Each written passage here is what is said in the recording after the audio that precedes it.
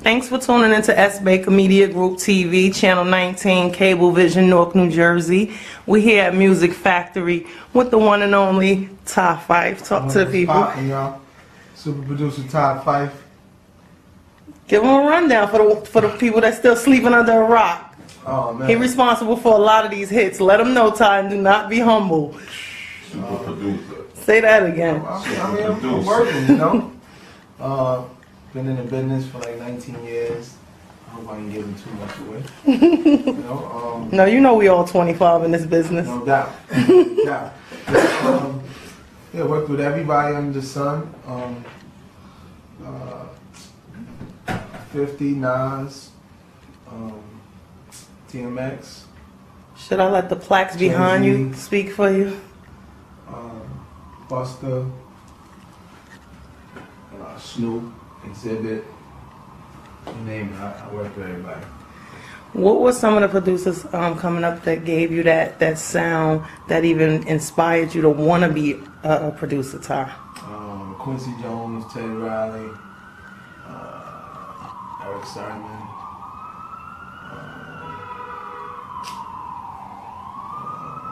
everybody. The legends, elite. Yeah, you know, like Rodney Jerkins, Rock Wilder, you know, everybody. I love all the producers now. I just respect that everybody that's out there still doing what they're doing. It's a lot for a producer, you know what I mean? Talk to the people who don't know the difference between a producer and a DJ and a producer writing songs, producing, and a beat maker. The difference between a producer and a beat maker is the difference between a DJ and a producer. Basically, when you look at it for what it is, it's like it's all in the same realm. It's music, you know what I mean? But like DJs, they're pretty much the ones at the parties that play the hits. Producers are the ones that make the hits. Beat makers are the ones that make the beat to get to the hit. But you gotta bring the best out of the artist and making the production. You know what I'm saying? And then, you know, a lot of artists consider themselves producers too. Really? But yeah, you know, I mean, for what it is, you know, the business is a little different now. So a lot of people, you know, they like to record at home. Some of them, which they still go to the studio, but they record at home, which is good practice. But you can't really make a real solid album if you don't have the right surroundings in the studio. Like you might need to be with your day-to-day people. You know what I mean? Your person that says, "Yo," you gotta ask somebody, "Yo, well, you think this is good?" Yay or nay people. You know what I mean? Like you just can't go always on. I mean, you know, you're definitely gonna look at it the way you look at it if you got experience and you're a producer, but you're always gonna want to hear somebody's opinion to know that's what you're getting out of it. If you know, if you're getting that feedback, that response, then you know you're doing the right thing. Who were some of your memorable artists you worked with? Like what project did you work on that kind of stands out in your mind? And a nice piece of a nice quality piece of what, all your work is quality, but what body of your work stands out in your mind for a specific artist? I don't know, cause it's like I was always the kind of dude that when I made a track one year, I would never like really duplicate, be repetitious to like making music. I would always try to outdo what I did, do something else. So it don't sound exactly, so people be like, "Yo, he did that too? He did that?" You know what I mean? Because once people narrow down, you can stay hot having a sound, but it's going to die out. And I'd rather still be around. Of course, I want to definitely get to the top where, you know what I mean, I feel like I'm established, but I still want it to where, you know, they'll always call me to do like 4 or 5 records on somebody's record. You know, I should get that with credits now, but you ain't, you know, it's like it's a different business. It's more who you know. So, like, people don't, it could be somebody that just woke up yesterday and got a program and feel like they Quincy, you know what I mean? And get all the work, which is respectable too, you know what I mean? You're always supposed to look out for your peoples, but, I mean, I know me, if somebody got a good product out there and I'm in a position and I'm working on something to make money, why wouldn't you call the people that know what they're doing You know what I mean? That's right. Speak on that about who you know regarding the business, because it did change over the years. And explain, it's two things in that, based on who you know and also the digital era. Like, explain to these artists how It's vital. Like, it's like people that was in position at one point in the business, and it was a who you know thing a lot. They put on a lot of their friends, which didn't deliver the numbers.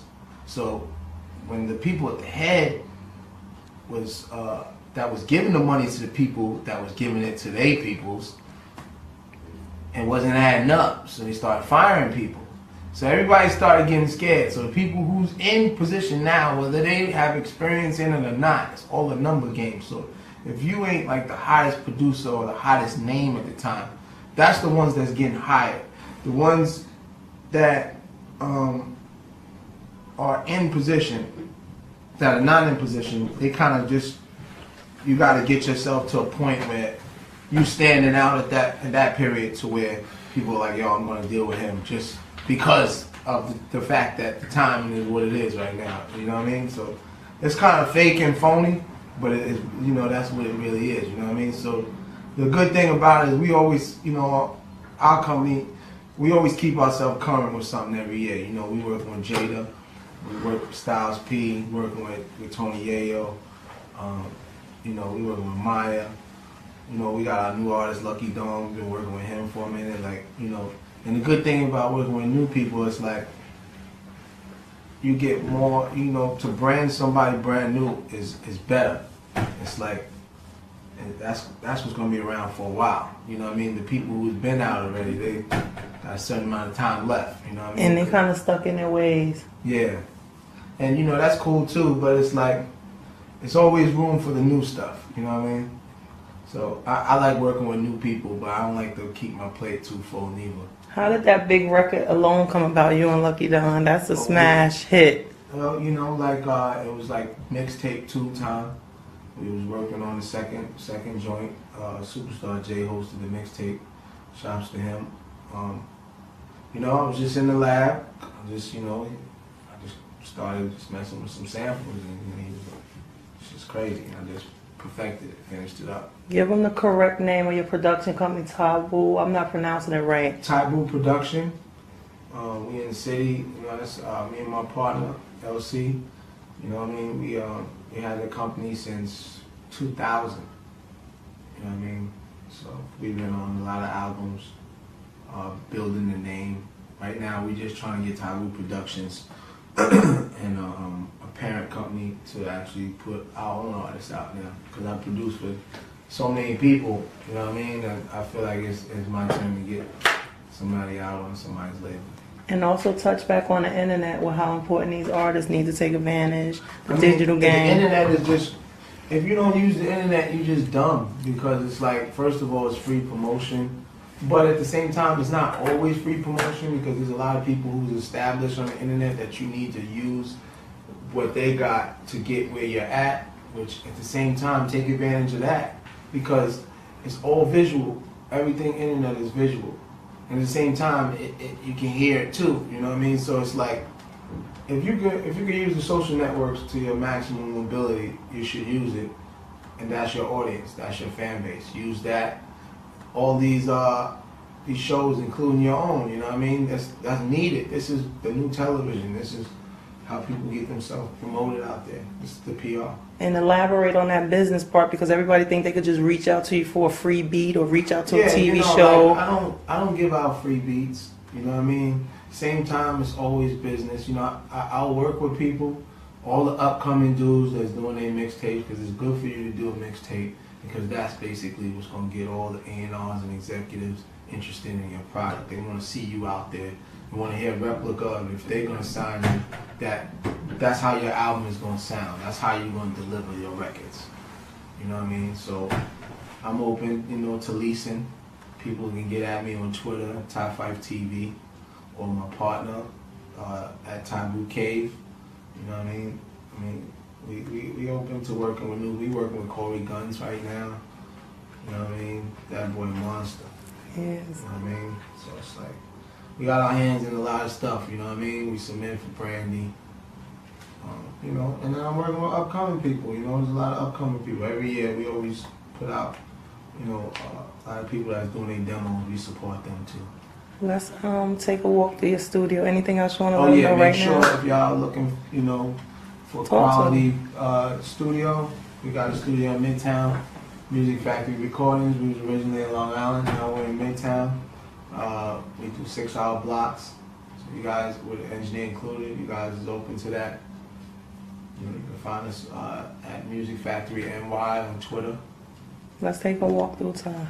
Okay, cool. All right. What's up, y'all? Check out Music Factory Recording Studio. We're located in Midtown Manhattan, 39th Street between 6th and Broadway. You can follow us on Twitter, Music Factory NY, studio blocks, engineer included. Working with no amateur stuff in here. Oh yeah, nah, we got full line, state of the art shit. You know what I mean? Your Phonics controller, Pro Tools 9.